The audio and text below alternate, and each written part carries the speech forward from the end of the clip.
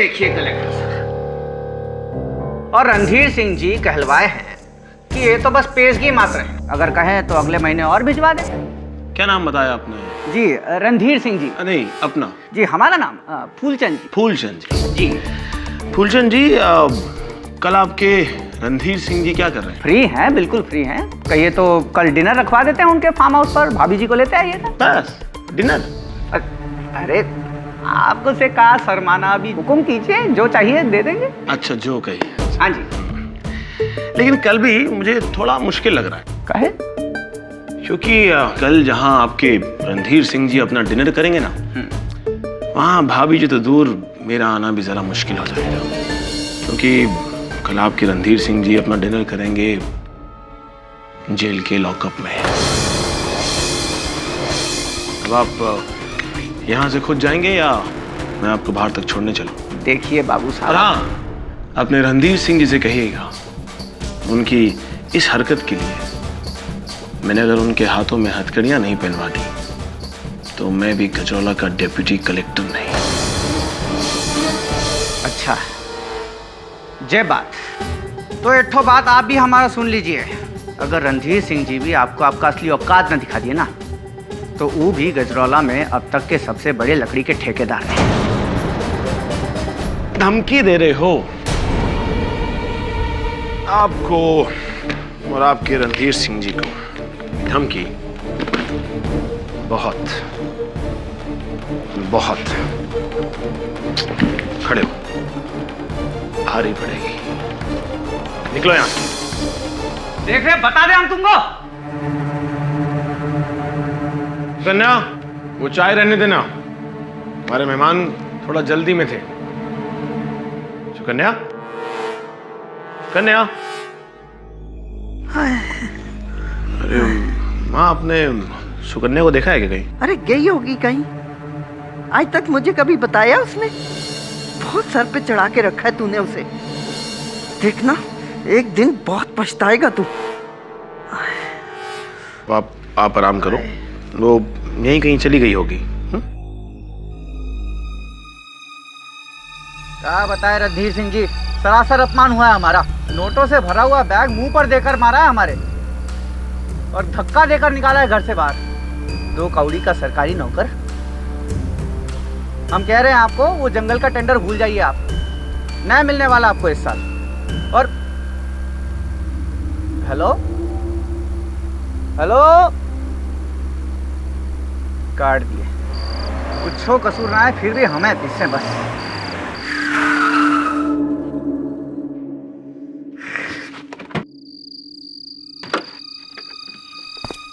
दिन खराब है आज।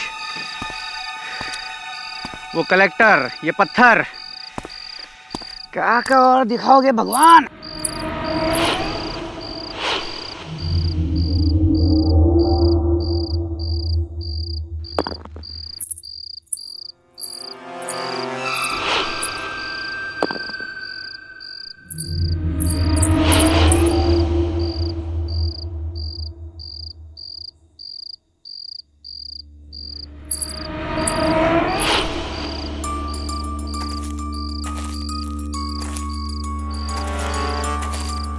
अरे कौन है? अरे क्या खुफियापंती कर रहे हो? अरे कौन है, कोई बताएगा? अरे सामने आओ ना, कौन है?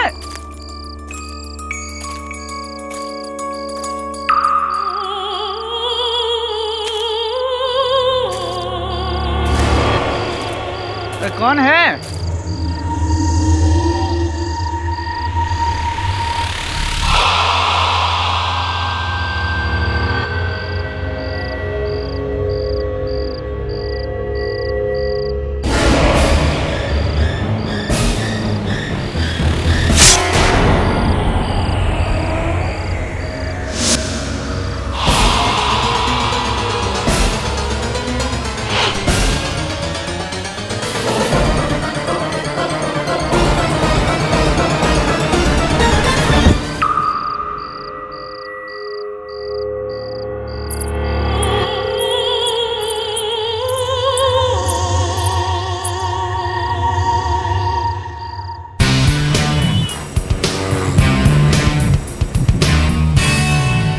Amrish Goyal, deputy collector Gajraula.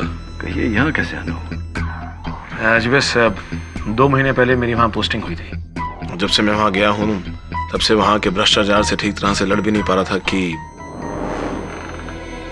मेरी बीवी सुकन्या, ये गजरौला के सबसे बड़े ठेकेदार रणधीर सिंह के आदमी फूलचंद की हत्या का आरोप लग गया उस पर। यहाँ से तो जान पड़ता है कि आपकी पत्नी एक गृहिणी है। ये हत्या का आरोप, हत्या कैसे की गई है? हथियार क्या था? मिस्टर केडी, ना ही कोई हथियार था और ना ही कोई औजार। हत्या की बजाय नाखूनों के वार बता रहे हैं। नाखून? भला नाखून से कोई किसी की हत्या कैसे कर सकता है? पुलिस का मानना यह है कि सुकन्या के नाखूनों में जहर था और जब वो फूलचंद के खून में मिले तो फूलचंद की मृत्यु हो गई, ऐसा पुलिस बता रही है। नाखूनों में जहर कैसे हो सकता है? आम नाखूनों में जहर नहीं होता, पर क्या शांत क्यों हो गया? बोलिए। मिस्टर गिरी, कभी आपने विष कन्याओं के बारे में सुना है या कहीं पढ़ा है?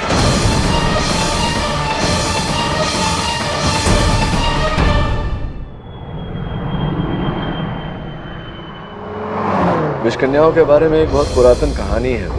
कहा जाता है कि मौर्य राज्य में कन्याओं को बाल अवस्था से ही विष पिलाकर बड़ा किया जाता था ताकि वो छू कर ही शत्रु की हत्या कर सके। You mean female assassin? हाँ, ऐसा कह सकता है तू। राजा लोग अपने दरबार में उन्हें रखते हैं और वो महिलाएं अपनी सुंदरता से शत्रु को मंत्र मुग्ध करके उनकी हत्या करती हैं। पर सर, ये मुद्दा आज के ज़माने में फिर से क्यों उठ रहा है? एक IAS ऑफिसर की पत्नी को विष कन्या कहना गवारपन ही नहीं, बेवकूफ़ी है। सुकन्या नाम तो बहुत साधारण सा है।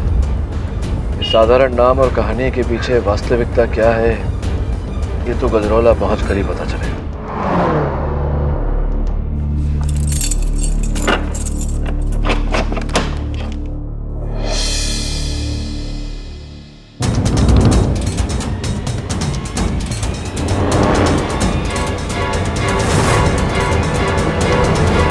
मेरा नाम केडी पाठक है, आपका वकील हूं मैं।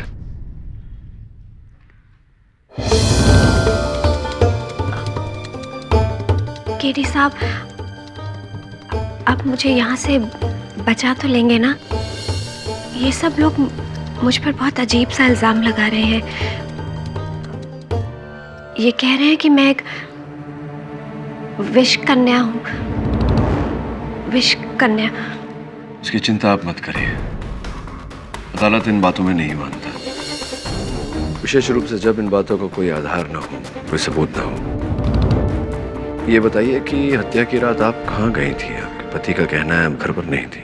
जी, वो हमारे घर के पीछे जो जंगल का रास्ता है, मैं वहीं गई थी तुलसी के पत्ते लाने के लिए।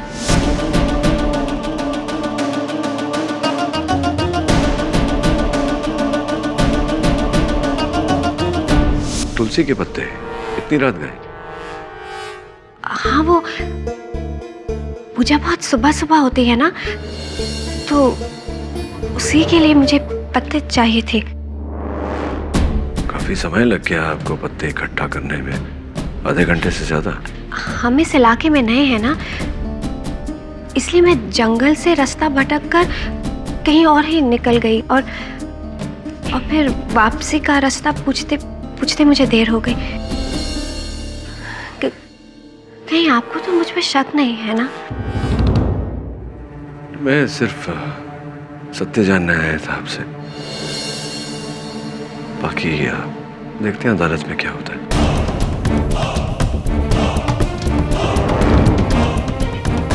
2 महीने की शादी और फिर ये बर्बादी, सुनकर बहुत अफसोस हुआ। विष कन्या।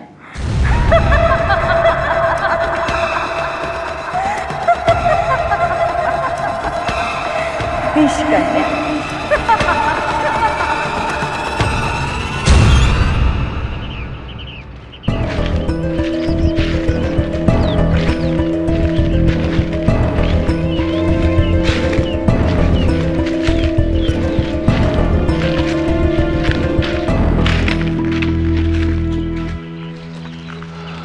हवलदार साहब, यही वो जगह है जहाँ फूलचंद की लाश मिली।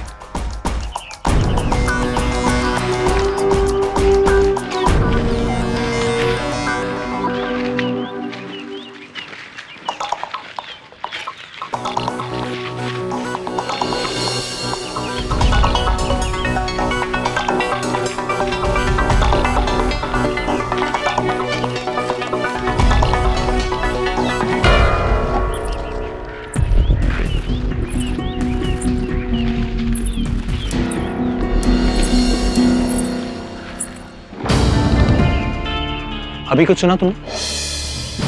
खनकने की आवाज।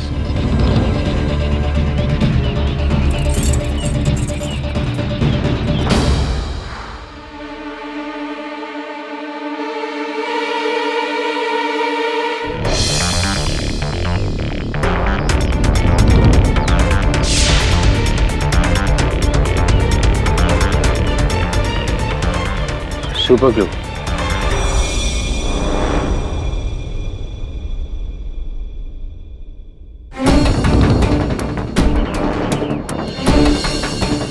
प्रिया थिएटर। यहाँ प्रिया थिएटर है क्या? जिस दिन फूलचंद की मौत हुई उसी शाम का टिकट है। कोई ये फिल्म देखकर यहाँ से गुजरा था। प्रिया थिएटर पास में ही है क्या? हवलदार साहब बोलते बहुत हैं।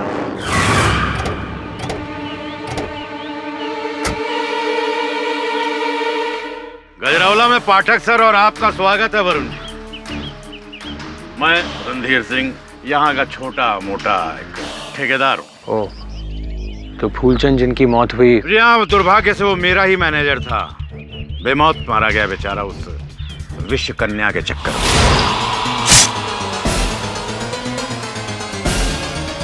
ये विश्व कन्या वाली बात समझ में नहीं आई। कल जब अदालत में प्रोसिक्यूशन की दलीलें होंगी तब समझ लीजिएगा। फिलहाल तो मैं आपको ये बता देना चाहता हूँ कि वो लड़की तो केवल हथियार है, असली हत्यारा तो उसका पति है, जिसने मेरे आदमी के पीछे भेजा था अपनी पत्नी को उसे मारने के लिए। आपका वो डिप्टी कलेक्टर अमरीश गोयल। देखने में बहुत सीधा साधा है वो, पर असल में वो टेढ़ा आदमी है। मैं आपको ये चेतावनी देना चाहता हूँ कि आप उससे बच के रहिएगा। अभी चलता हूँ। और हाँ, जाते जाते एक मशवरा और देना चाहूंगा। वापस लौट जाइए मुंबई, वरना उस पति पत्नी के लपेटे में आ जाएंगे आप लोग भी।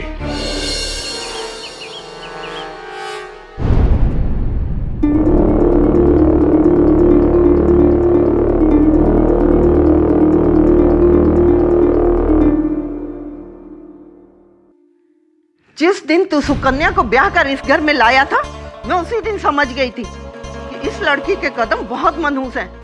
अरे कितना कहा था कि उर्वशी से शादी कर ले, पर तूने मेरी एक नहीं सुनी। ये जानते हुए भी कि उसका अतीत कितना बुरा है, फिर भी तू बहू बना कर ले आया। माँ, आप समझती क्यों नहीं हो? सुकन्या अपने अतीत को पूरी तरह भुला चुकी थी। वो पूरी तरह बदल चुकी थी। अरे वो अतीत को भुला चुकी होती तो ये सब क्या है? लोग उसे विषकन्या क्यों कहते हैं? विषकन्या का मतलब समझता है क्या है? जीती जागती जहर की दुकान। माँ माँ माँ माँ, अब उसे ताने वाना देना बंद करो। मैं जानता हूँ कि सुकन्या पूरी तरह निर्दोष है।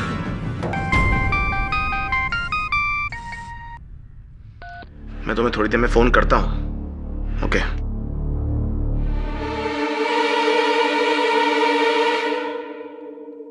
माँ, अब ये वैधई, मेरा मतलब ये सुकन्या के बारे में इस तरह की बातें करना बंद करो।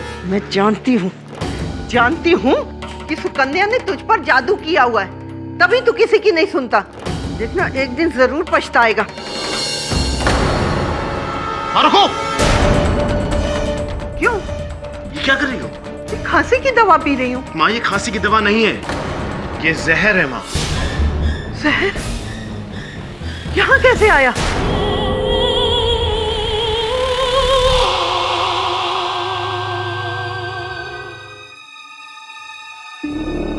सुकन्या। प्रकाश, तुम? सुकन्या, ये सब क्या हो गया? तुमने ये सब? चिंता मत करो, सब ठीक हो जाएगा। मैं आ गया हूं ना। मैं हूं तुम्हारे साथ, ठीक है?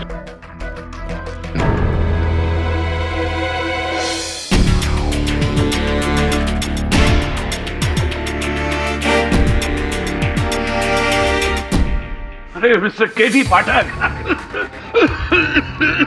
सॉरी, मैं शिवचरण शुक्ला। नमस्कार शुक्ला जी, आपको तो बहुत बुरी खांसी, कुछ लेते क्यों नहीं? ये तो मामूली है, लेकिन ये केस मामूली नहीं है। अरे दूर रहो उससे, गलती से छू लिया ना तो यहीं खड़े खड़े मर जाओगी। सुना नहीं, विष कन्या है ये।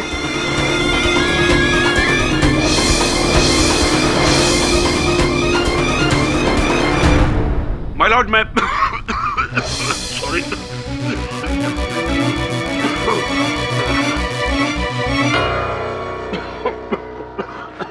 I'm sorry, कमबख्त खांसी। माय लॉर्ड, हम लोग सीधे पॉइंट पर आते हैं। 3 दिसंबर की रात 10:30 बजे कृपालाल फूलचंद जी अपनी गाड़ी में गजराला गांव के जंगलों से गुजर रहे कि अचानक उनकी गाड़ी के सामने एक पत्थर आ गया और वो जैसे उस पत्थर को हटाने के लिए अपनी गाड़ी से बाहर निकले तो ये औरत सुकन्या गोयल उन पर टूट पड़ी और उनके हाथ पर अपने नाखूनों से खरोंच मार दी। ये देख।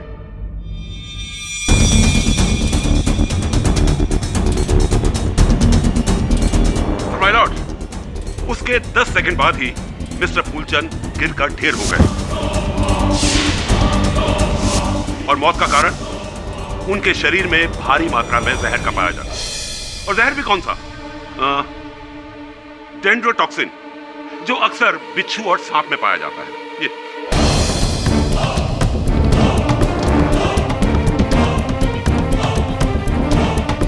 और ये जहर मिस्टर फूलचंद के शरीर में प्रवेश हुआ इन्हीं खरोंचों की वजह से। वो देखिए, जहां वो नीले नीले निशान हैं, इससे यह जाहिर होता है कि इनके नाखूनों में जहर था। और ये बात साबित करती है ये डीएनए रिपोर्ट, जिसमें साफ तौर पे लिखा है कि मिस्टर फूलचंद के हाथों में जो खरोंच थी वो इन्हीं के नाखूनों की दी हुई है। इनके नाखूनों में जहर था 100%। होगा जहर इसके नाखून में, ये विष कन्या है, इसीलिए मारा होगा। ऑर्डर, ऑर्डर, बैठ जाइए।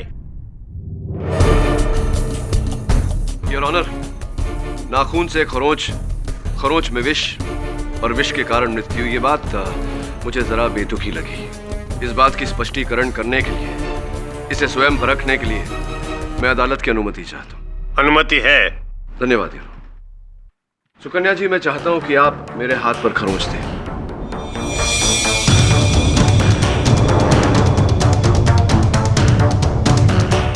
मिस्टर पाठक, क्या कर रहे हो ये? मिस्टर पाठक, आप समझ रहे ना आप क्या करने वाले?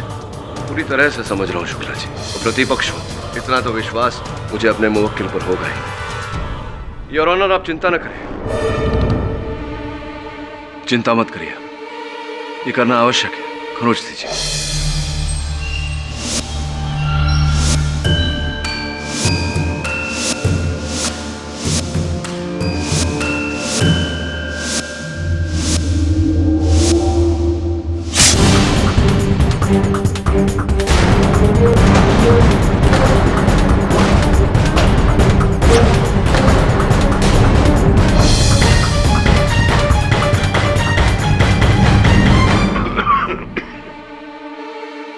जरा बीतते हुए समय पर ध्यान देंगे Shukla ji?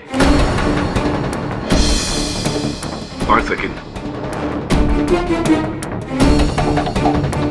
10 second,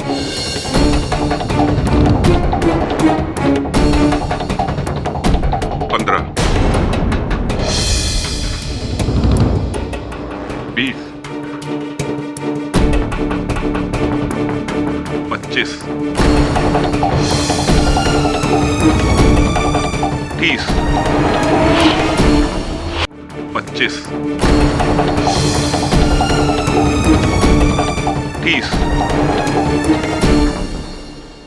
your honour, मुझे अपने आप पर कोई विष का, वो क्या कहा था आपने, डेंड्रोटॉक्सिन, ऐसे कोई पदार्थ का असर होता हुआ महसूस नहीं कर पा रहा हूँ मैं। बस हल्की सी जलन है हाथों में और कुछ नहीं। वो इसलिए क्योंकि इसने अपने नाखून अभी जहर में डुबोए नहीं है। अच्छा, तब डुबोए थे? 100%। देखा था आपने? ये विष कन्या है, इससे व्याख्या के अनुसार अपना जहर उगलती है, इसलिए अदालत में अपना असली रूप नहीं दिखा रही। ऑर्डर ऑर्डर, अगर कोई और अदालत में बीच में बोला तो उसे बाहर कर दिया जाएगा। योर ऑनर, मैं इस विषैले विषय की ओर नहीं जाना चाह रहा था, परंतु यहाँ अदालत में हर कोई विष कन्या कहकर इन्हें बुला रहा है। मैं अनुरोध करता हूँ अदालत से कि आप यहाँ उपस्थित हर एक व्यक्ति को सावधान करें कि ऐसे अंधविश्वास में मानना न केवल हानिकारक है बल्कि संविधान के विरुद्ध भी। पाठक जी, असल में क्या है कि अंधविश्वास में भी विश्वास जुड़ा होता है, और इन लोगों का इस औरत को विष कन्या मानने में विश्वास करना इसके अतीत से जुड़ा है।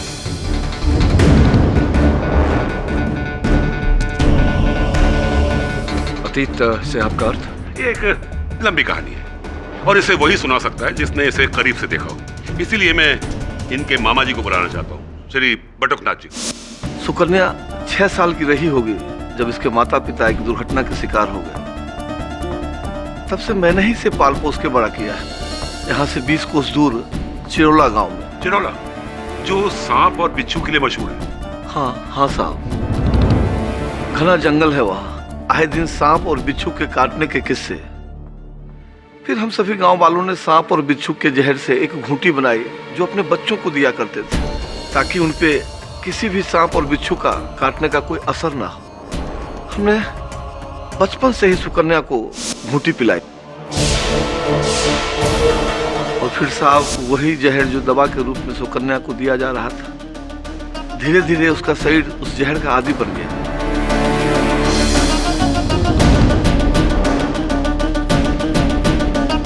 और जैसे ही वो बड़ी हुई उस जहर का असर खत्म होता चला गया।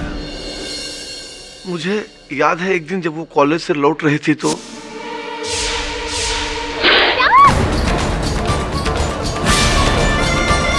सांप? सुकन्या जल्दी से डॉक्टर के पास। नहीं, रहने दे, ठीक हो जाएगा। पर सांप ने काटा है। मैंने कहा ना कुछ नहीं होगा, इस जहर का मुझ पर कोई असर नहीं होता, ठीक हो जाएगा। चल। फिर साहब 2 दिन में उसका घाव भर गया। फिर आज तक सुकन्या को कोई भी जहर का असर कभी नहीं हुआ।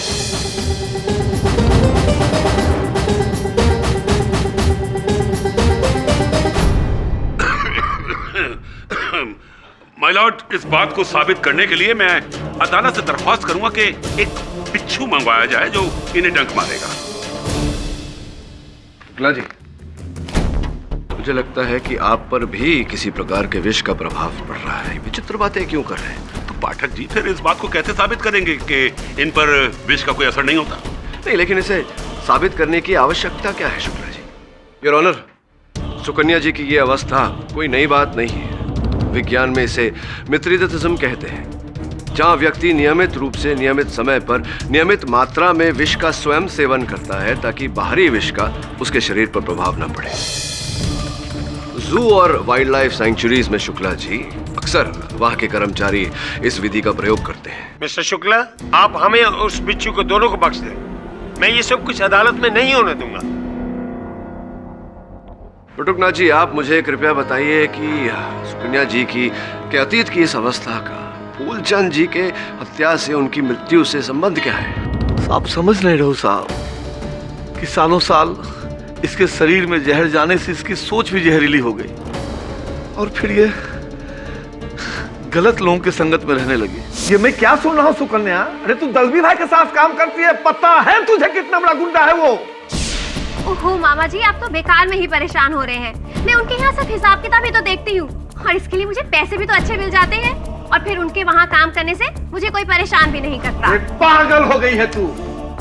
तुझे पता है कि वो पैसे के लिए दूसरे की जान भी लेता है और तू उसके साथ काम करेगी? मामा जी आप भी ना। 2 सालों तक सुकन्या दलवी के गिरोह के संगत में रही और उसके इशारे पे चलने लगी।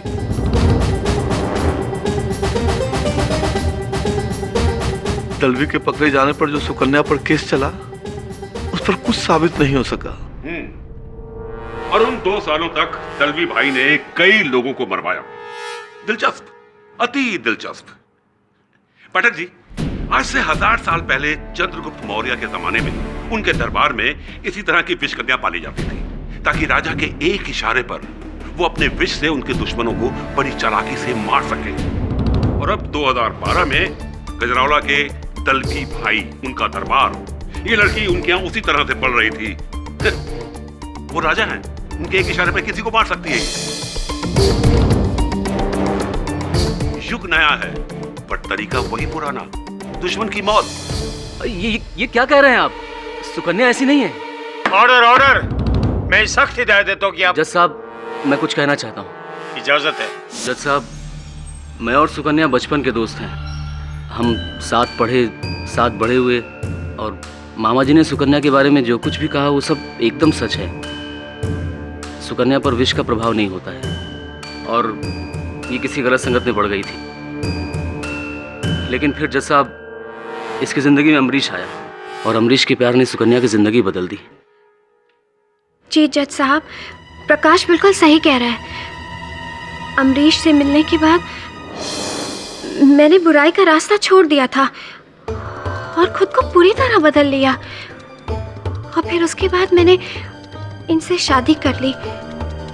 आप पूछ सकते हैं मेरे पति से, क्या शादी के बाद मैंने इन्हें शिकायत का कभी भी कोई भी मौका दिया हो?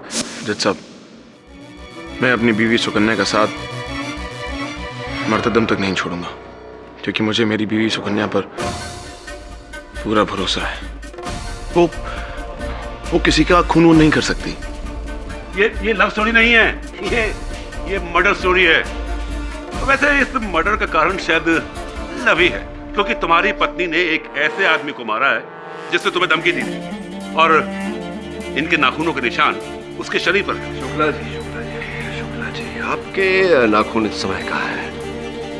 मेरे हाथों में। आपके हाथों में तो सुकन्या जी के नाखून भी उन्हीं के हाथों में होंगे जहाँ रहते हैं। ऐसा तो हो नहीं सकता कि सुकन्या जी कहीं हो और उनके नाखून कहीं और। मतलब ये कि जब फूलचंद जी की मृत्यु हुई उस समय सुकन्या जी वहाँ थी ही नहीं। शुक्ला जी, वहाँ से 6 किलोमीटर दूर गजरौला बाग रोड पर ये थी। लापता हो गई थी, घर से घर जाने का पता पूछ रही थी। 2 व्यक्तियों से इन्होंने पूछा था।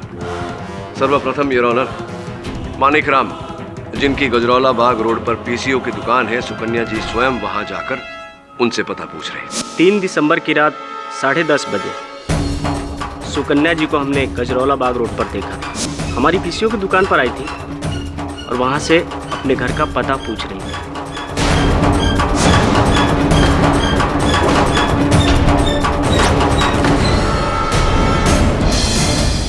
उसके बाद योर ऑनर, कुछ ही दूर आगे बढ़ने के बाद इन्होंने एक रिक्शा वाले बबलू पांडे से अपने घर का पता पूछा। हाँ साहब, चौराहे पे मिली थी ये उस रात हमें। तब हम अपने ऑटो में सो रहे थे। भाई साहब, ये फुले रोड कितनी दूर है? पास ही में है, 2 मिनट की दूरी पर। आप कहे तो छोड़ दो रिक्शा में, मीटर से दे देना। नहीं, मैं चली जाऊंगी, धन्यवाद। जिस वक्त हमने उसे रास्ता दिखाया था उस वक्त तब तकरीबन रात के 10:40 हो रहे थे। धन्यवाद बबलू जी। योर ऑनर, मानिक राम और बबलू पांडे के कथन से यह स्पष्ट होता है कि जिस समय फूलचंद जी की हत्या हुई, सुकन्या जी वहां थी नहीं, गजरौला बाग रोड पर थी, वहां से 6 किलोमीटर दूरी। तो फिर इनके नाखूनों के निशान फूलचंद के शरीर पर कैसे पाए गए? सॉरी, ये डीएनए रिपोर्ट है मिस्टर पाठक, कोई मजाक नहीं है। शुक्ला जी, अगर आपके सबूत में दम है तो मेरे साक्ष्यों को भी नकारा नहीं जा सकता। हाँ, लेकिन एक लड़की एक समय पर 2 जगह कैसे हो सकती है? उचित प्रश्न है और इस प्रश्न का उत्तर ढूंढा जाएगा। किंतु योर ऑनर, जब तक इस प्रश्न का उत्तर ढूंढा जा रहा है, मैं अदालत से निवेदन करता हूं कि मेरे मुवक्किल को हिरासत में ना रखते हुए जामीन पर छोड़ा जाए। माना कि पुलिस के पास मिसेस सुकन्या गोयल के खिलाफ काफी गहरे सबूत हैं, मगर केडी पाठक के दोनों गवाहों की बातों को भी नजरअंदाज नहीं किया जा सकता। इसलिए ये अदालत मिसेस सुकन्या गोयल को 10,500 के एवज जमानत देती है। लेकिन तब तक आप गजरौला छोड़कर कहीं नहीं जा सकती। जी sir. The court is adjourned for today.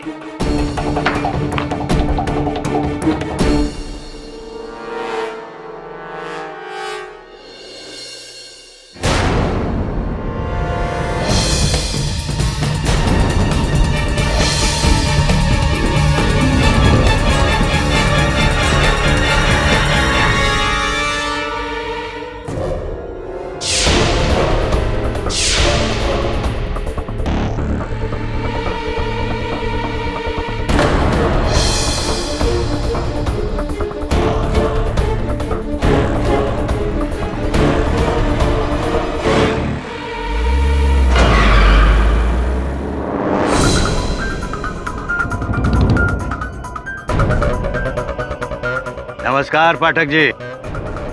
Randhir Singh, ठेकेदार। लगता है सच्चाई अपनी आंखों से देखे बगैर आपको यकीन नहीं हो रहा। आइए बैठिए।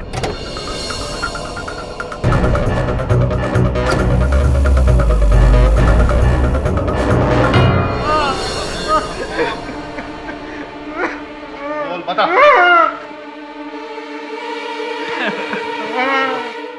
पाठक जी देखिए, ये हो रहा है सत्य का प्रचार। जी हाँ भाई, बोले कुछ। हाँ बॉस, बोल रहा है बिल्कुल पोपट की तरह। ये बोल रहे मुंह खोल। साहब हमें माफ कर दो साहब। हमने अदालत में झूठी गवाही दी थी कि उस रात सुकन्या जी को हमने गजरौला बाग रोड पर देखा था। हम तो उन्हें पहली बार देख रहे हैं। ये झूठ कहने के लिए हमें अच्छे पैसे मिले। तुम लोगों को झूठी गवाही देने के लिए पैसे किसने दिए थे? ड्यूटी कलेक्टर अमरीश गोयल, सुकन्या जी के पति। पाठक जी, नई जगह पर नए नए लोगों पर नया नया विश्वास करना ठीक नहीं है। मैं पहले भी आपको सचेत कर चुका हूं। ये दोनों पति पत्नी किसी भी जहरीले सांप बिच्छुओं से कम खतरनाक नहीं है। दोनों मिले हुए हैं। सुकन्या पहले दलवी जी के लिए काम करती थी और अब ये अमरीश गोयल के लिए काम कर रही है। इस विष कन्या ने अपना मालिक बदला है, अपना चोला नहीं बदला है। क्या पाठक जी, आपने भी इस शिकारी को जंगल में अकेला छोड़ रखा शिकार करने के लिए। समझ लीजिए कि अब किसी की खैर नहीं है।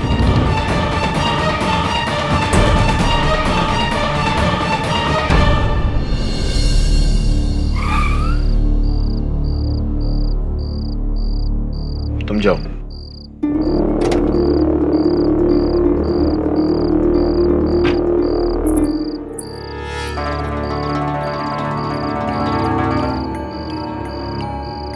हाँ बताइए, बोलो।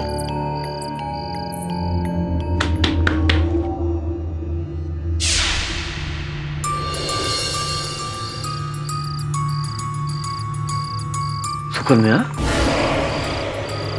बेटा तू इतनी रात को? क्या मैं अंदर आ सकती हूँ मामा जी? सर, इतना बड़ा धोखा। अगर उसे नकली गवाही खरीदनी थी तो फिर उसने आपको क्यों बुलाया? किसी भी वकील को रख लेता। रणधीर सिंह सही है सर। ये अमरीश जितना जमीन के बाहर है उतना ही जमीन के अंदर। शायद तू ठीक कह रहा है, लेकिन यही बात मैं अमरीश के मुंह से सुनना चाहता हूँ।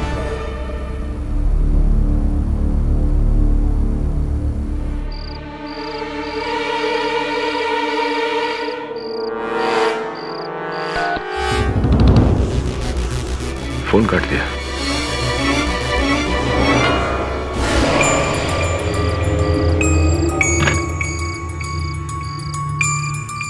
काम हुआ?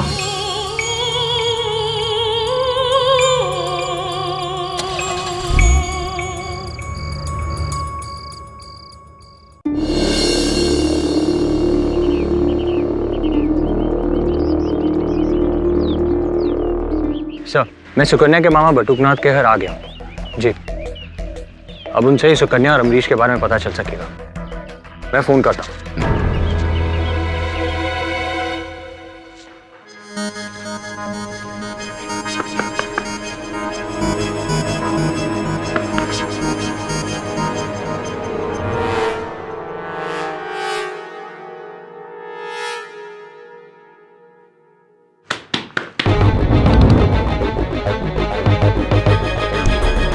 बटुकनाथ जी,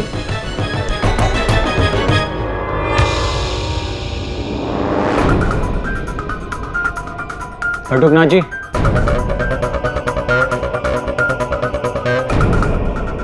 बटुकनाथ जी,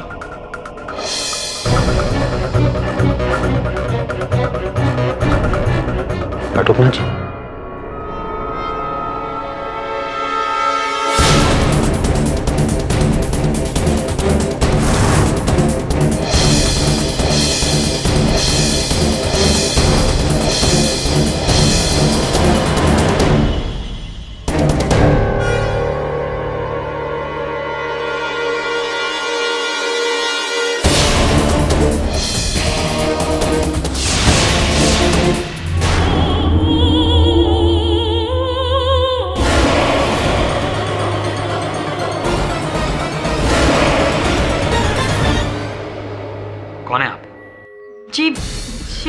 मैं वैदेही, अमरीश की दोस्त।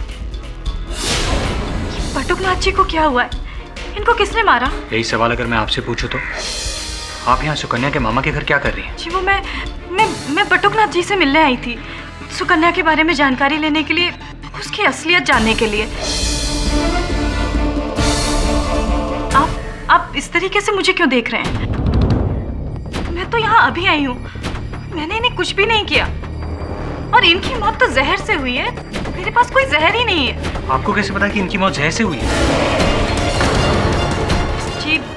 जी वो बस मैंने ऐसे ही सोचा कि सुकन्या ने ही जान ली है अपने मामा की, क्योंकि इन्होंने कोर्ट में उसके खिलाफ गवाही दी थी और इसलिए सुकन्या ने अपने विष से उनकी जान ले ली। What nonsense! यही सच है। आपको पता है कल रात सुकन्या इनसे यहाँ मिलने आई। किस लिए? बदला लेने के लिए। आप लोगों को ये क्यों नहीं समझ में आता कि आपके मिस्टर पाठक ने एक विष कन्या का केस अपने हाथ में लिया है? मिस्टर पाठक अगर सुकन्या को बेल नहीं दिलाते तो आज ये आदमी यहाँ जिंदा होता। आप चाहे तो अमरीश से पूछ सकते हैं, वो खुद सुकन्या को यहाँ लेकर आया था।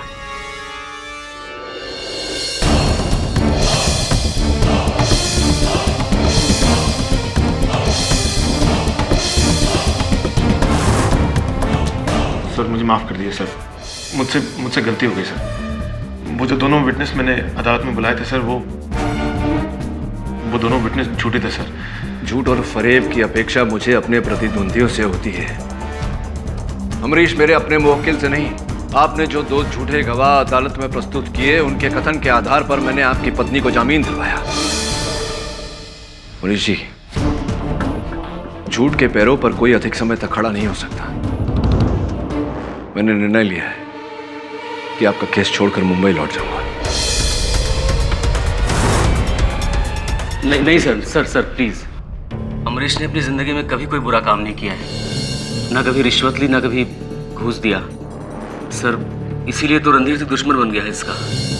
कि नहीं सर, जो कुछ भी हुआ है, अमरीश ने जो कुछ भी किया है सब मेरे कहने पर किया है। मैंने इससे कहा था कि मेरे पास दो ऐसे आदमी हैं जो सुकन्या के पक्ष में अदालत में गवाही दे सकते हैं, जिससे कि सुकन्या बच जाएगी। सर सारा कसूर मेरा है, अमरीश ने कुछ नहीं किया। अमरीश ने तो बस कसूर किसी का भी हो, इस बात का प्रभाव इस केस पर पड़ चुका है। अब अदालत कभी नहीं मानेगी कि सुकन्या घटनास्थल पर नहीं थी। कल रात आप और सुकन्या उनके मामा बटुकनाथ जी के यहाँ से थे। हाँ, उसी बिना पे तो फिर एक बार पुलिस ने सुकन्या को गिरफ्तार कर लिया, लेकिन वो वहां से उनसे बात करने के लिए गई थी, किसी का खून करने के लिए नहीं। हाँ सर, और मारती भी तो कैसे? पुलिस का कहना है कि बटुकनाथ जी की हत्या उन्हीं नाखून से हुई है। बस डीएनए रिपोर्ट की प्रतीक्षा है। मुझे अचंभा नहीं होगा अगर वो रिपोर्ट सुकन्या से मेल खा गई तो। जो भी हो, ये आप जाने, आपका नया वकील जाने।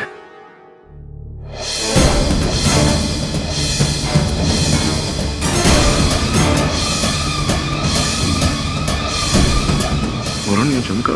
सर झुमका तो उसी झुमके का जोड़ीदार है जो मुझे बटुकनाथ जी के घर पर मिला था। ये सुकन्या जी का झुमका है? नहीं सर, ये सुकन्या का नहीं, बल्कि ये तो मेरी माँ का झुमका है। अरे ये झुमका बटुकनाथ जी के यहाँ क्या कर रहा था? प्रश्न ये नहीं है कि ये झुमका बटुकनाथ जी के यहाँ कैसे पहुंचा, प्रश्न ये है कि आपकी माता जी वहां क्या कर रही।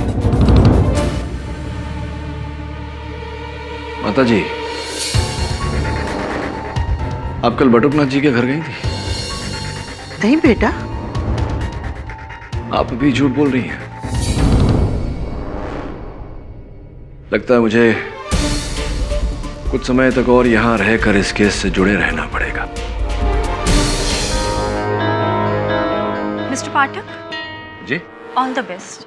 धन्यवाद। आपकी पहचान? वैदेही, अमरीश की दोस्त। अच्छा, वही जिनकी भेंट मेरे सहायक वरुण से हुई थी, बटुकनाथ जी के घर। जी हाँ, एक्चुअली उसी सिलसिले में मुझे आपसे बात करनी थी, बेहद जरूरी बात। वार्तालाप तो मुझे भी आपसे करनी है, करते हैं ना अदालत में। आइए। मिस्टर केडी पाठक जो कह रहे हैं वो सच है मिलन। पिछली बार अदालत में मैंने जो दोनों गवाह बुलवाए थे, मानिक राम पीसीओ वाला और बबलू रिक्शा वाला, वो दोनों के दोनों गवाह झूठे थे। मैंने उन्हें कुछ पैसे वैसे देकर झूठी गवाही दिलवा दी थी। सच बात तो यह है मिलॉर्ड कि उस रात गजौला रोड पर मेरी बीवी सुकन्या को किसी ने देखा ही नहीं। मिस्टर अमरीश, आप एक जिम्मेदार सरकारी ऑफिसर होकर इस तरह की धोखाधड़ी कर रहे हैं। I am really sorry milord. इसकी जो भी सजा आप देना चाहें। सजा तो आपको मिलेगी मिस्टर अमरीश, लेकिन आपको उतनी नहीं जितनी आपकी पत्नी सुकन्या को। माय लॉर्ड, इन्होंने अदालत में झूठे गवाह पेश करके अपनी पत्नी को बेल पर छुड़वाया। उसके बाद इन दोनों पति पत्नी ने क्या किया? ये दोनों इनके मामा बटुकलाल के गांव गए, उनके घर गए। वहां जाके इन्होंने फिर विष कन्या का रूप धारण कर लिया। ऑब्जेक्शन योर ऑनर, विष कन्या जैसा कुछ होता ही नहीं। एक मिनट।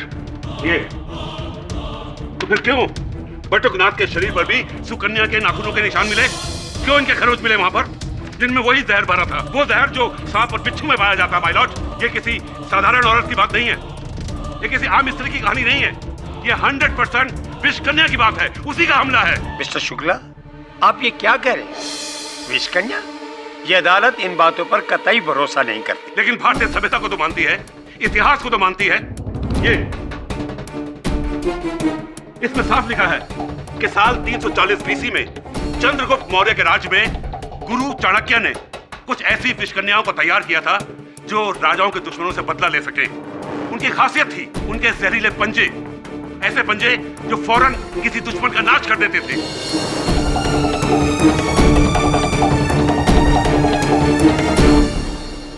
शुक्ला जी, ये सब ऐतिहासिक किताबों की बात नहीं है। इन घटनाओं के घटित होने का कोई प्रमाण नहीं। धार्मिक किताबों को तो आप प्रमाण मानेंगे ना, जिनमें विष कन्या के बारे में लिखा गया है। ये कल की पुराण, इसमें सिर्फ विष कन्या के बारे में लिखा ही नहीं गया, बल्कि गंधर्व चित्रग्रीवा की पत्नी, जो कि खुद एक विष कन्या थी, जिसका नाम सुलोचना था, उसके बारे में विस्तार से लिखा है कि कैसे वो अपनी नजरों से सामने वाले को मार देती थी। नजरों से my lord, eye contact. Shukla ji, मेरे मानने या ना मानने से कुछ नहीं होता। कुल मिला के बात यह है कि भारत का संविधान विष कन्या, टायन, नागिन इत्यादि इत्यादि इन बातों में नहीं मानता। क्या अभी आप कहेंगे कि ये प्रमाण काफी नहीं है? योर ऑनर, कुछ समय पहले मैंने एक केस लड़ा था जिस पर मेरी मुवक्किल एक महिला पर नागिन होने का आरोप लगाया गया था। मैंने ये प्रमाणित किया था कि वो नागिन नहीं, ये भी प्रमाणित किया था कि किसी महिला का नागिन होने का कोई अस्तित्व नहीं, कोई प्रमाण नहीं। लेकिन विष कन्या 100% है। बट आप ही बताइए कि एक औरत के नाखूनों में वो जहर कहां से आया जिसने बटुकनाथ को मौत दी? दुर्भाग्यवश इस समय आपके इस प्रश्न का मेरे पास कोई उत्तर नहीं, किंतु कुछ प्रश्न हैं जिनके द्वारा मैं आपके इस प्रश्न के उत्तर तक पहुंच सकता हूं। हाँ, 100% पूछिए। नहीं, आपसे नहीं, मेरी अगली गवाह से मिस वैदेही को कटघरे में बुलाने की अनुमति चाहता हूं। वैदेही जी, मेरे सहयोगी ने आपको वहां बटुकनाथ जी के घर पर देखा था। क्या कर रही थी आप? जी, मैं बटुकनाथ जी से सुकन्या के बारे में पूछताछ करने गई थी कि क्या वो वाकई में एक विष कन्या है या नहीं। पर क्यों पूछताछ कर रही थी आप सुकन्या जी के बारे में? इस केस से क्या लेना देना है आपका? जी, मेरा इस केस से कुछ लेना देना नहीं है। तो? पर हाँ, मेरा अमरीश से जरूर लेना देना है। मैं अमरीश से प्यार करती हूँ।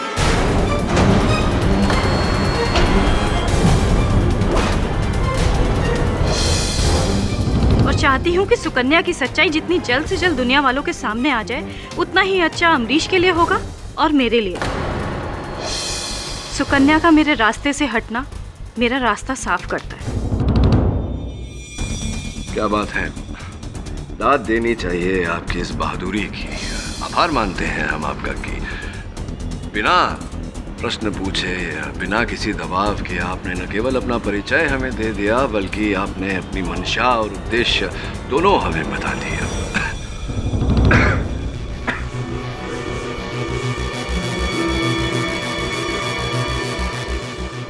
क्षमा क्षमा, लेकिन आपको लगता नहीं वैदेही जी कि ये जो आपने सत्य बोला है ये आपके विरुद्ध जा सकता है? क्यों? क्योंकि आपको ऐसा लगता है कि मैंने सुकन्या को फंसाने के लिए वो दोनों खून किए ताकि मैं अमरीश को पा सकूं। देखिए, अब ये मैंने नहीं कहा, ये आपने स्वयं कहा है। देखिए, मैं इतना बेझिझक सच इसलिए कह रही हूँ क्योंकि मुझे किसी बात का डर नहीं है। किसी को प्यार करना कोई जुर्म नहीं है। मैंने कब कहा कि प्यार करना जुर्म है?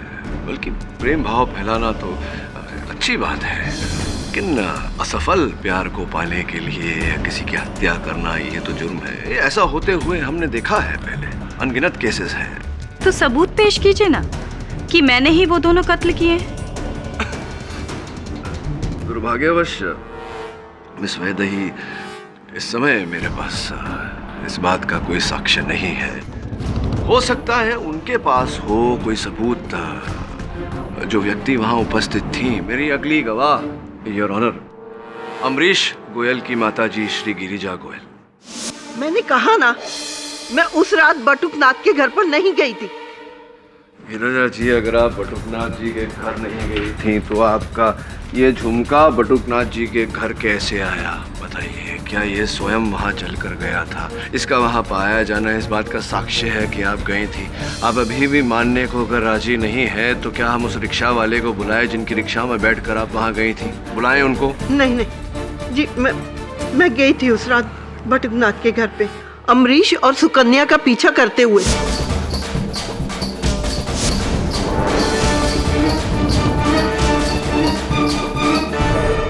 गई क्यों थी? आपके वहां जाने का उद्देश्य क्या था, बताइए। क्योंकि मुझे लगता था कि मेरी बहू सुकन्या मुझसे कोई राज छुपा रही है, इसलिए मैं उसके और उसके मामा की बातें सुनने वहां चली गई। पर मैंने तो सुना ही नहीं, वो देखा जो देखकर आज तक मेरी रूह कांपती है।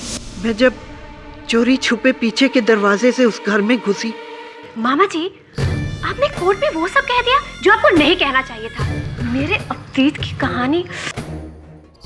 बेटा, वैसे कोई झूठ तो कुछ नहीं बोला मैंने। अच्छा सुनिए, अब आगे से आप ऐसा कुछ मत कहिए जिससे मैं और भी बड़ी मुसीबत में फंस जाऊं। मैं समझा नहीं बेटा। देखिए, आप वहाँ पर दलवी की मौत किस तरह हुई, कैसे हुई, ये सब मत कहिएगा। हाथ जोड़ती हूँ मैं आपके सामने। किसी को कुछ नहीं बताऊंगा। पक्का? हाँ बेटा, पक्का। किसी को कुछ नहीं बताऊंगा कि दलवी भाई का मौत कैसे हुआ। धन्यवाद मामा जी।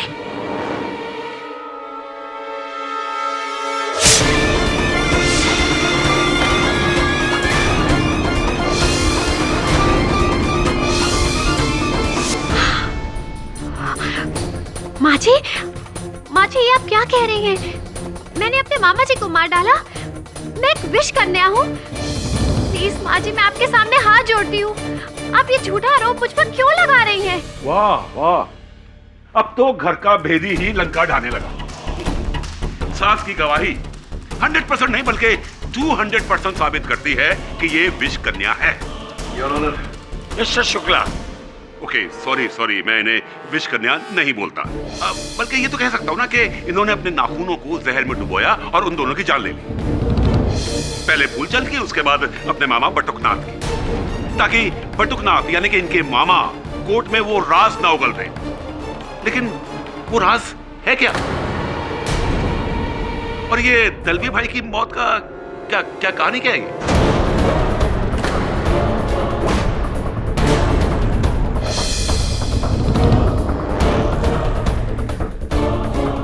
सुकन्या, अदालत को बताइए सच क्या है।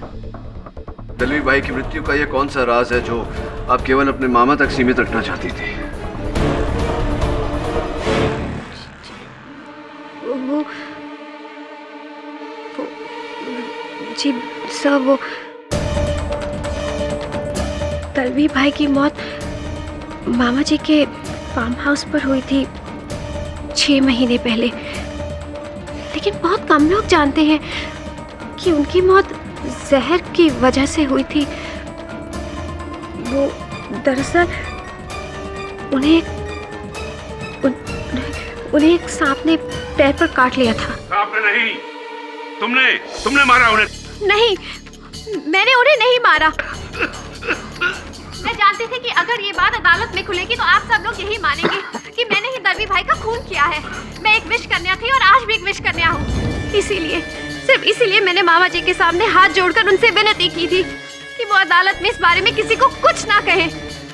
लेकिन सच्चाई तो ये है कि ना मैंने दलवी भाई को मारा है और ना ही फूलचंद जी को। तो फिर तुम्हारे नाखूनों पर उनके खरोंचों के निशान कैसे हैं? कैसे? बोलो कैसे?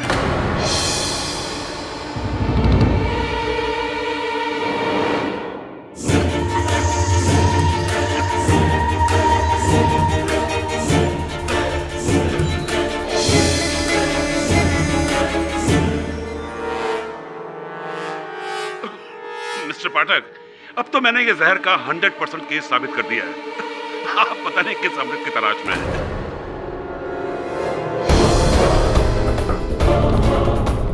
Mister Pathak,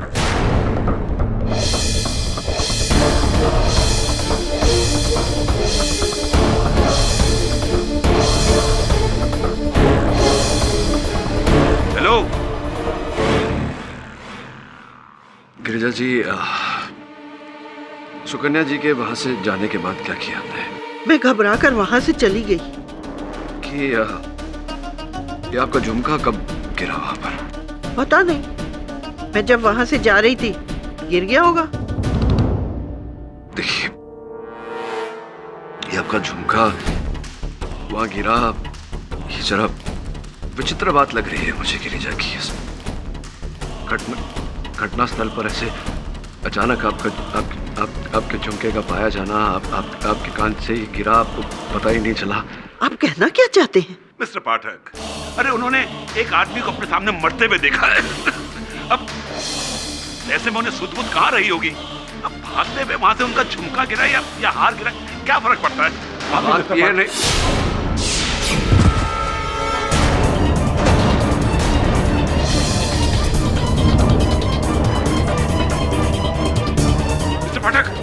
mister Pathak, are you okay? Mister Pathak, are you okay? Mister Pathak, कहीं ये इस खरोंच की वजह से तो आपकी हालत नहीं हुई?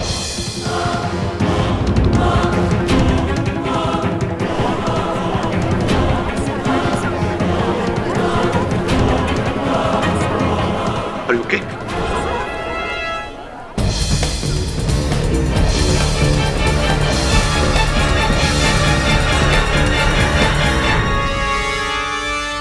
ये क्लियर केस ऑफ पॉइजनिंग है मिस्टर पाठक। आपके हाथ पर लगी इन खरोंचों के जरिए एक हल्का सा जहर आपके शरीर में फैला है। जहर? जी हाँ, लकीली हमने जल्दी ट्रीट कर लिया, वरना मुश्किल हो जाती। एंड मिस्टर पाठक, ये मैं टेबलेट्स लिख के दे रहा हूँ, इन्हें टाइम पर लेते रहिएगा। I have an important appointment with the doctor. और हाँ, शाम तक अगर आराम ना आए तो मुझे फ़ोन कर दीजिएगा। जी धन्यवाद। Excuse me.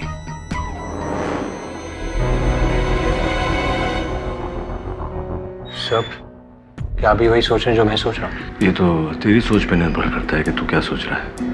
क्या सोच रहे थे? भरी अदालत में आपके साथ पर सुकन्या ने खरोच मारी और आज उसी खरोच में से जहर का असर। तो तेरे कहने का तात्पर्य है कि सुकन्या विष कन्या है? नहीं सब, विष कन्या नहीं, पर क्या? अदालत में आते आते कितने लोगों से हाथ मिलाया मैंने। हो सकता है उनमें से किसी ने जहर लगा दिया हो। और वो लड़की का नाम क्या है? वैदेही। उसका भी तो कुछ जुड़ाव है इस केस के साथ, उससे भी मैंने हाथ मिलाया, तो हो सकता है उसने विष लगाया हो। बस सब पॉसिबल और नॉट? पॉसिबल। संभव है। फिर सुकन्या की छोड़ और इस केस से जुड़े बाकी लोगों पर ध्यान दे, हो सकता है वहां से कुछ निकला है। गिरी सर, मुझे आपसे कुछ बात करनी है। मेरी माँ की गवाही पे भरोसा मत कीजिएगा प्लीज।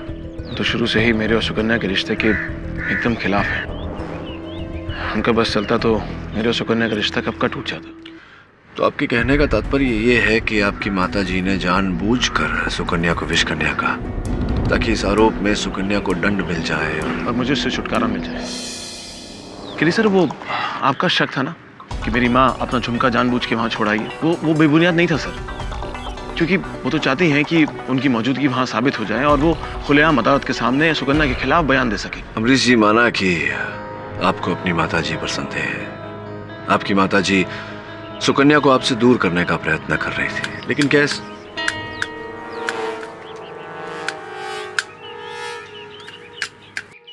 क्या इस प्रयत्न के चलते वो फूलचंद और बटुकनाथ की? नहीं सर, ये मेरे कहने का मतलब नहीं था। मेरी माँ इस हद तक नहीं जाएगी कि मुझे सुकन्या से दूर करने के लिए वो किसी का मर्डर खून। नहीं सर। और वैदेही? सर वैदेही एकदम पागल है। मैंने उसे 1000 बार कहा कि मैं उससे प्यार नहीं करता हूँ, और पता नहीं वो अपनी जिद पर अपने प्यार पड़ी रहती है। उसको ये लगता है कि मैं एक ना एक दिन सुकन्या को छोड़कर उसके पास आ जाऊंगा, पर ये उसका भ्रम है सर, मेरा नहीं। अमरीश जी, भ्रम का वास्तविकता में बदलना कोई असंभव बात नहीं। हो सकता है वैदेही ने ऐसा ही किया हो, या अमरीश की माता जी ने। ये भी संभावना है। Amrish ji, thank you for coming. Thank you for meeting sir. Thank you Varun.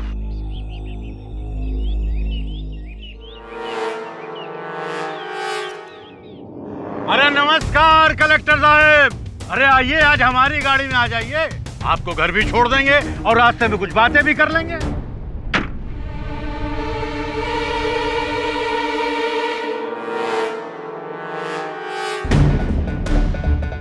Randhir Singh ji, मुझे आपकी लिफ्ट की जरूरत नहीं है, मेरे पास अपनी सरकारी गाड़ी है। अरे साहब, जो गलती आप पहले कर चुके हैं उसे आप दोबारा करना चाहते हैं? क्या मतलब? मतलब ये कि अगर आपने पहले ही मुझसे दोस्ती का हाथ मिला लिया होता तो ना आपको फूलचंद को धमकाना पड़ता, ना वो बेचारा मारा जाता, और ना ही भाभी जी को जेल जाना पड़ता। मुझे तो ऐसा लगता है जैसे आपने ही फूलचंद का खून किया है, और फिर मेरी बीवी सुकन्या को फंसाकर आप मुझे बर्बाद करना चाहते हैं। अरे कैसी बातें करते हैं साहब, हम तो आपके शुभचिंतक हैं। और फिर अगर हम आपको बर्बाद करेंगे तो फिर आपको आबाद भी तो कर सकते हैं। बस एक बार आप इस साल के सारे लकड़ी के ठेके हमको दिलवा दो साहब। केडी पाठक क्या चीज है?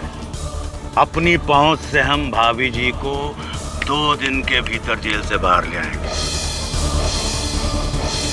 रणधीर सिंह, तुम और तुम्हारी ये घटिया सोच दोनों भाड़ में जाओ। अरे क्या हुआ कलेक्टर साहब, भाभी जी को आजाद नहीं कराना चाहते?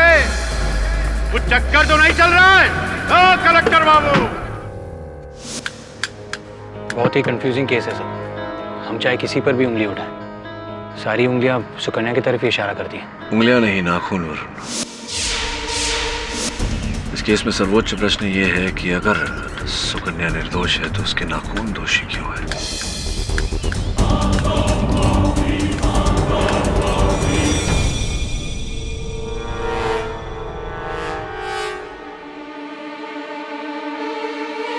माँ, क्या हुआ है?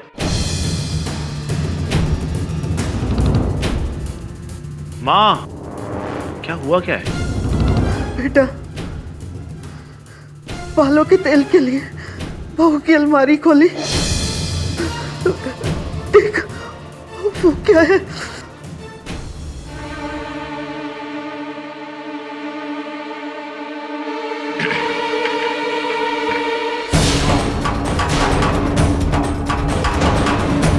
सुकन्या के अलमारी में जहर की बोतल?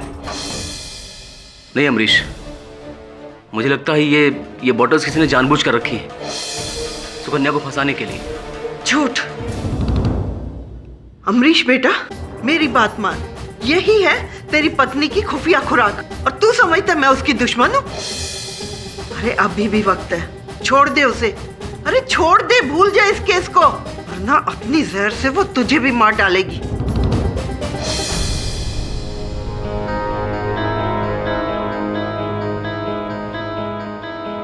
ये बॉटल्स आपने यहाँ पहले कभी नहीं देखी?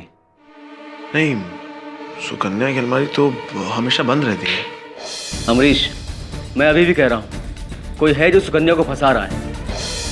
वो कौन है? ये तो तब पता चलेगा जब इन बॉटल्स की फिंगरप्रिंट जांच होगी। माय लॉर्ड, इसमें उंगलियों के नहीं बल्कि नाखूनों के निशान है। वही डीएनए टेस्ट सुकन्या का।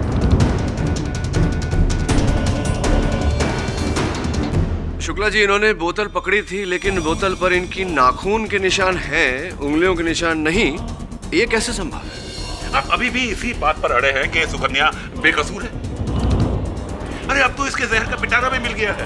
इस बोतल में वही जहर है जिसे पीकर इसने अपने शरीर में विष भरा है। नहीं, मेरा यकीन करिए, मैं बिल्कुल नहीं जानती कि ये जहर की बोतल मेरे कमरे में कैसे आई। बस करो, मत झूठ बोलो और अपनी असलियत बता दो सबको। जहरीली और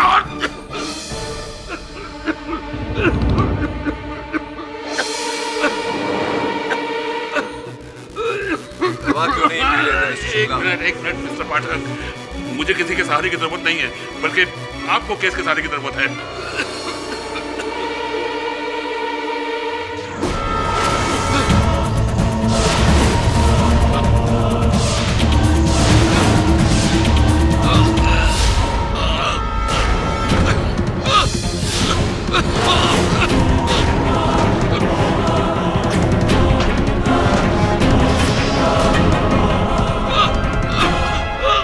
Shukla ji,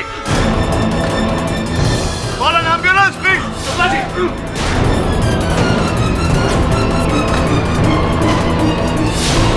Shukla ji, are you okay? Shukla ji. Luckily is out of danger now. थोड़ी देर और हो गई होती तो मिस्टर शुक्ला को गहरी पॉइजनिंग हो जाती, उनकी जान जा सकती थी। डॉक्टर साहब, ये जहर जो था, जी हाँ, वही डेंट्रोटॉक्सिन जो किसी ने प्रोसिक्यूटर शुक्ला की खांसी की दवा में मिलाया था। मिलाया नहीं, छुआ। हाँ केडी साहब, याद है आपको पिछली अदालत में शुक्ला जी के हाथ से उनकी खांसी की दवाई की बोतल छूट रही थी और जाकर गिरी थी सुकन्या के पैरों के पास। फिर सुकन्या ने उस बोतल को उठाकर शुक्ला जी को वापस कर दिया था। बस वहीं उस विषकन्या ने अपना काम दिखा दिया। महज उसके छूने भर से उस बोतल में भरी हुई दवा को उसने जहर बना दिया। ये आप क्या कह रहे हैं रणधीर सिंह जी? वही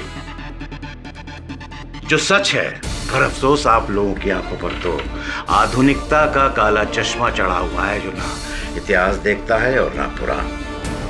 गौर कीजिए केडी साहब, सबसे पहले फूलचंद के लाश पर सुकन्या के नाखूनों के निशान पाए जाते हैं और फिर उसके बाद बटुकनाथ जी की लाश पर भी वही नाखूनों के निशान मिलते हैं और फिर आपके हाथों पर सुकन्या के बनाए हुए नाखूनों के खरोंचों में जहर का फैलना।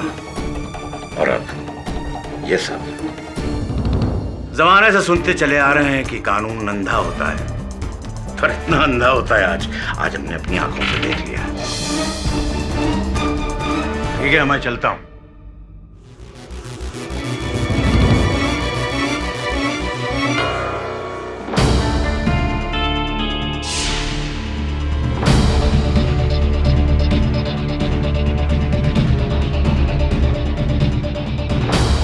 शुक्ला जी के साथ कोर्ट में जो कुछ भी हुआ, उसके बाद तो आपको भी यही लग रहा होगा ना कि मैं विष कन्या हूं, तो अब मेरा केस लड़ने का क्या फायदा?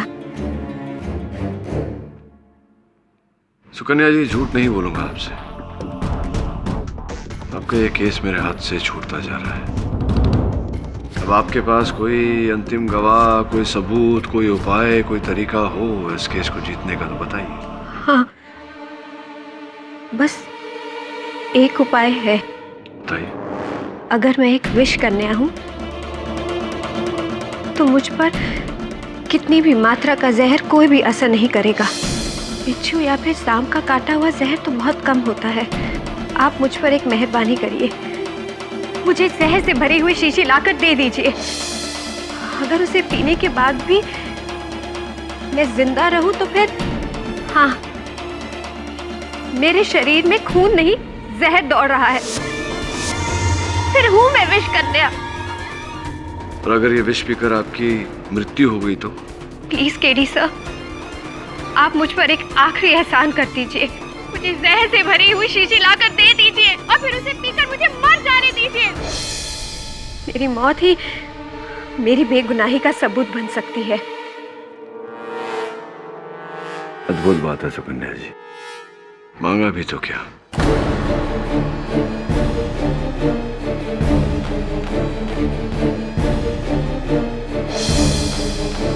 ये क्या है? वही जो आपने अभी अभी मांगा।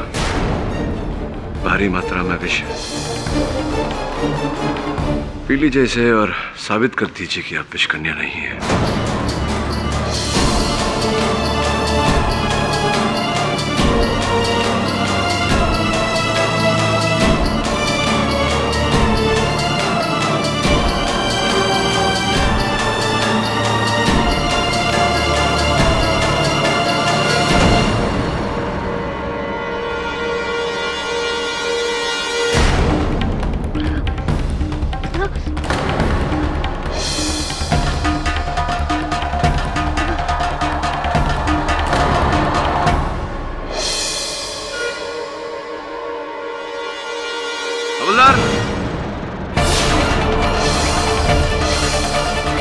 क्या हुआ इन्हें?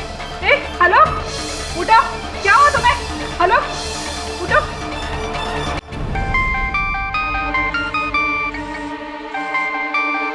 हेलो, क्या हुआ सुकन्या को? बोतल पे जहर के निशान। देखो तुम वहीं उसका ख्याल रखना। मैं अभी हॉस्पिटल आ रहा हूँ। क्या अभी? माँ सुकन्या ने जहर पी लिया। जिस बात का मुझे डर था ना, वही हुआ। अगर सुकन्या को कुछ हो गया ना, मर जाऊंगा मैं सच्ची।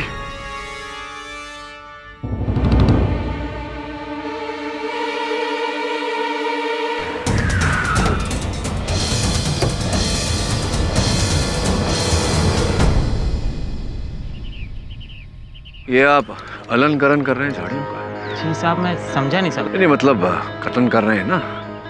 नहीं समझा साहब। अरे भाई, काट रहे हो, छांट रहे हो ना झाड़ियों को। ओह हाँ, ऐसे बोले ना साहब। हाँ साहब, काट रहे हैं। हाँ, तो इसके जो कटे हुए अंश हैं वहाँ नीचे जमा क्यों कर रहे हैं? साहब, ये जो कटे हुए पत्ते हैं ना, इसको सुखाकर खाद बनाते साहब, इसीलिए। अच्छा, तो अर्थात किसी वस्तु को काट दी जाए, उसको फिर से उपयोग में लाया जा सकता है। हाँ साहब। धन्यवाद कर्नल महोदय। सब किससे बातें कर रहा था? अमरीश का फोन आया सर। सुकन्या जेल में बेहोश हो गई है। तो उसकी चिंता मत कर, कल तक होश आ जाएगा उसे, उसकी आंखें खुल जाएंगी और बाकी सबकी भी। समय कुछ समझा नहीं। समझना तो पड़ेगा पर कल इस केस की सुनवाई और हमारे पास केवल आज की रात है इस विषैले विषय को सुलझाने के लिए। माय लॉर्ड, आप भले ही मुझे अंधविश्वासी कहें, पर मेरे लिए ये औरत एक विष कन्या ही है। इसके छूने से मेरे खांसी की दवाई की बोतल में जहर भर गया। वो तो मेरे कुछ कर्म अच्छे हैं जो मैं बच गया, वरना अगर इसका बस चलता तो मैं 100% लुढ़क जाता।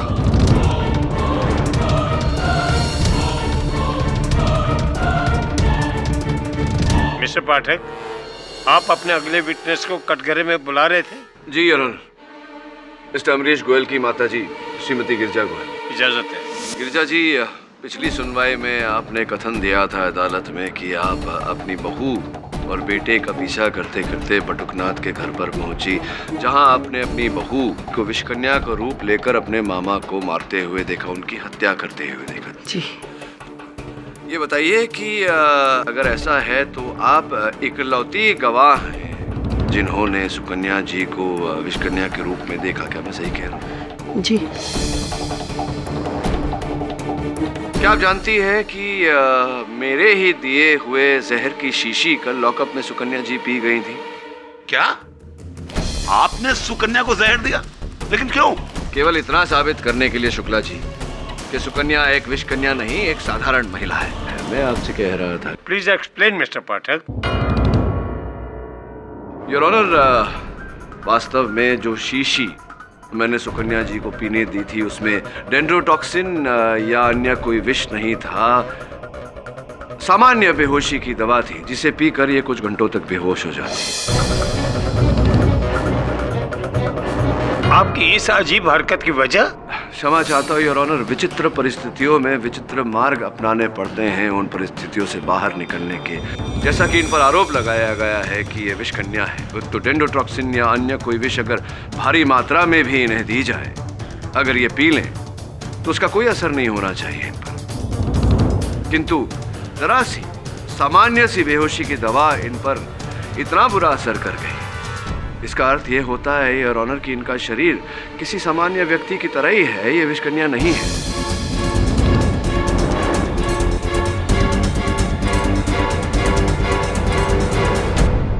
माता जी, आपसे मैं पूछना चाह रहा था कि इन्होंने जो दवा पी उसका असर इन पर तो हुआ ही, किसी और व्यक्ति पर भी इनके दवा पीने का असर हुआ था।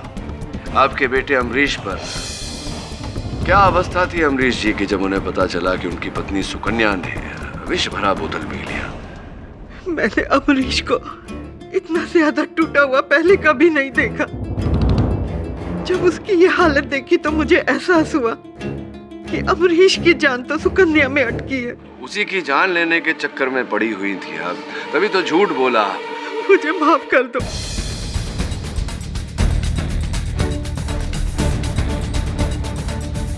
मैंने झूठ कहा था। हाँ, मैं गई थी बटुकनाथ के घर पर सुकन्या का पीछा करते हुए, पर मैंने उसे उनका खून करते हुए नहीं देखा।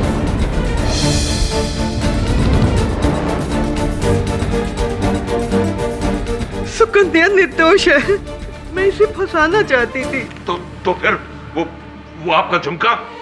हाँ, मैं जानबूझकर वहां छोड़ के आई थी ताकि आप लोग मुझ तक पहुंचे और फिर मैं अदालत में अपनी बहू सुकन्या के खिलाफ बयान दे सकूं। मुझे माफ कर दो बेटी, माफ कर दो।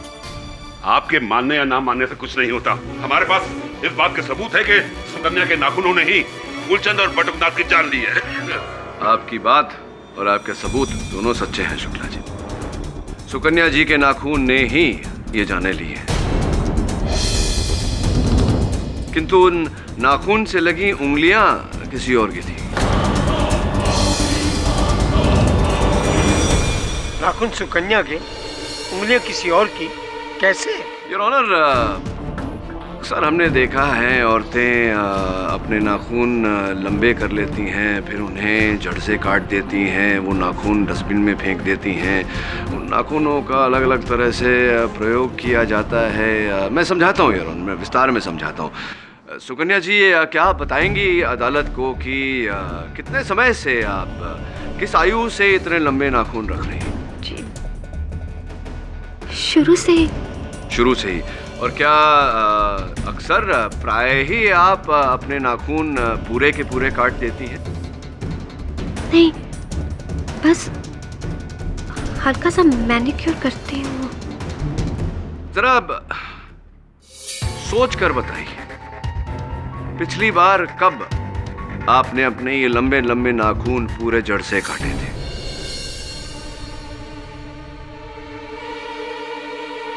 हाँ, 3 महीने पहले जब मैं मामा जी के घर गई थी, तब मेरा ये हाथ दरवाजे में आ गया था, जिसकी वजह से मेरी उंगली के 2 नाखून टूट गए। तब मैंने अपने इस हाथ के सारे नाखून काट दिए। तो जो नाखून टूट गए थे और बाकी के नाखून जो आपने काटे, क्या किया आपने उनका? हाँ, उस दिन मुझसे मिले प्रकाश आया था, तब मैं इन कटे हुए नाखूनों को पेपर में फोल्ड करके फेंकने जा रही थी। प्रकाश रास्ते में मिल गया, उसने कहा कि वो इन्हें फेंक देगा। तो आपके नाखून कटे हुए टूटे हुए प्रकाश ले गया। अब योर ऑनर, प्रकाश ने उन नाखून के साथ क्या किया, ये मैं उन्हें कटघरे में बुलाकर पूछना चाहूँ। ये कैसी बेतुकी बातें कर रहे हैं आप? जाहिर है कि वो नाखून मैंने ही फेंके होंगे। नहीं फेंके नहीं थे आपने प्रकाश जी। आपने वो नाखून संभाल कर रखे थे अपने पास। कैसी बातें कर रहे हैं आप ये सर? मैं भला उन नाखूनों का क्या करूँगा? नाखून संभाल कर तो रखने ही थे आपको। आपने ये जो षड्यंत्र रचा था, इसका बहुत ही महत्वपूर्ण हिस्सा थे वो नाखून। उन्हीं की सहायता लेकर, उन्हीं की मदद लेकर तो आपको ये हत्याएं करनी थी और सुकन्या को फंसाना था। अब देखिए, कल मैंने अपने सहायक वरुण को आपके घर भेजा और वरुण ने आपके घर से ये डिब्बा बरामद किया। देखिए इस डिब्बे में क्या है। नकली दस्ताना, उस पर लगे हुए असली नाखून, वो भी सुकन्या के।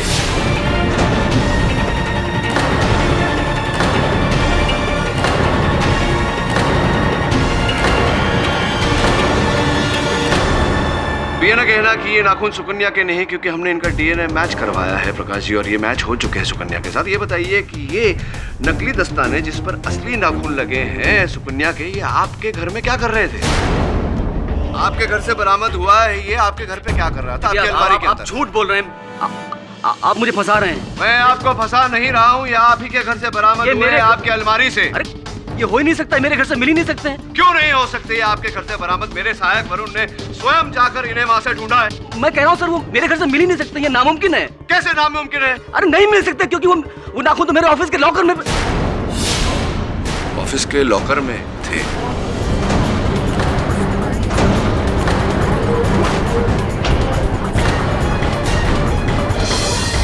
Order order.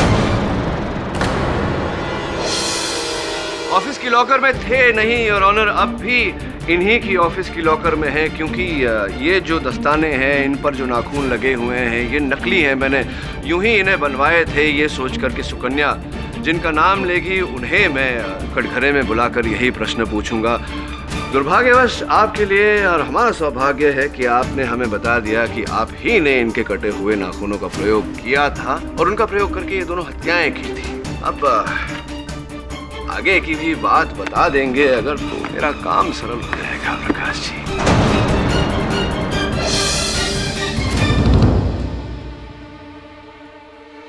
सुकन्या को मैं बचपन से ही प्यार करता था, मन ही मन, लेकिन सुकन्या ने कभी मुझे नहीं चाहा। उसने कभी नहीं समझा मेरे प्यार को। मेरे समझना तो दूर, कभी पहचाना तक नहीं उसने कि मैं उसे कितना प्यार करता हूँ। और उसके बाद उसने अमरीश के साथ शादी कर ली। मेरा दिल टूट गया। उसके बाद सुकन्या के लिए जितना प्यार था मेरे दिल में, सब नफरत में बदल गया। और मैंने सोच लिया कि ऐसा सबक सिखाऊंगा इसे, ऐसा सबक सिखाऊंगा कि लोग मिसाल दे इस बात की। और उसके बाद जब मुझे इसके कटे हुए नाखून मिले तो केडी साहब, मैंने सुकन्या और विश के संबंध को लेकर एक कहानी बनाने की सोची। सुकन्या ने मुझे बताया था कि फूलचंद और अमरीश के बीच में तनाव चल रहा है। बस इसी बात का फायदा उठाया मैंने, और उस रात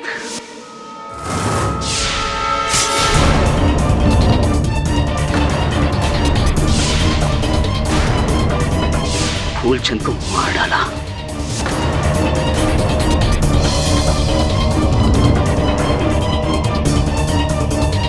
और उसके बाद 2 झूठे गवाहों की बिना पर सुकन्या को बेल दिलवाकर सबके जाने के बाद मैंने तुम्हारे मामा को खत्म कर दिया।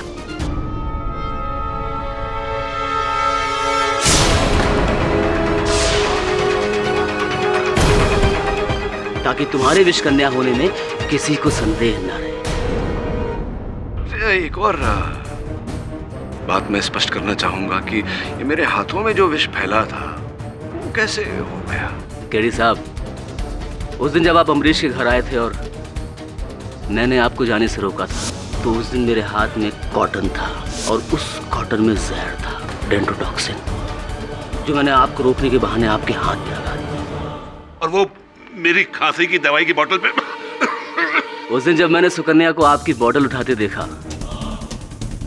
तो अगले दिन अदालत से पहले, ठीक पहले, मैंने आपके टेबल पर आकर आपकी बोतल बदल दी। दवा के बदले जहर।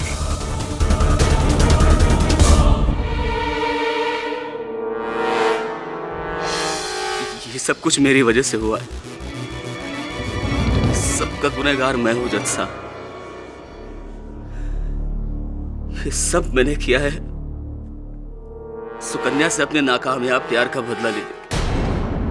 देखा प्रकाश जी, आपके फैलाए इस विषैले जाल ने आप ही को जकड़ लिया।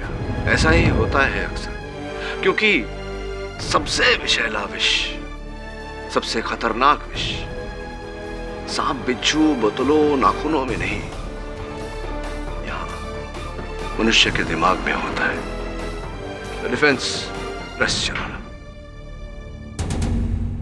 ये अदालत प्रकाश कुमार को फूलचंद यादव और बटुकनाथ की हत्याकांड के लिए दोषी पाते हुए फौरन गिरफ्तार करने का हुक्म देती है और श्रीमती सुकन्या गोयल को हर आरोप में बेगुनाह पाते हुए बाइज्जत बरी करती है। The case is closed.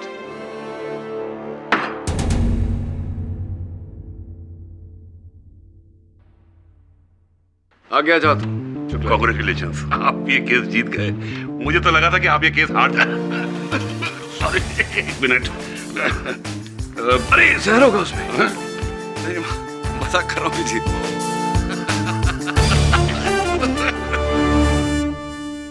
और भी दिलचस्प कहानी देखने के लिए हमारे चैनल को सब्सक्राइब करें और बेल आइकॉन दबाना न भूलें।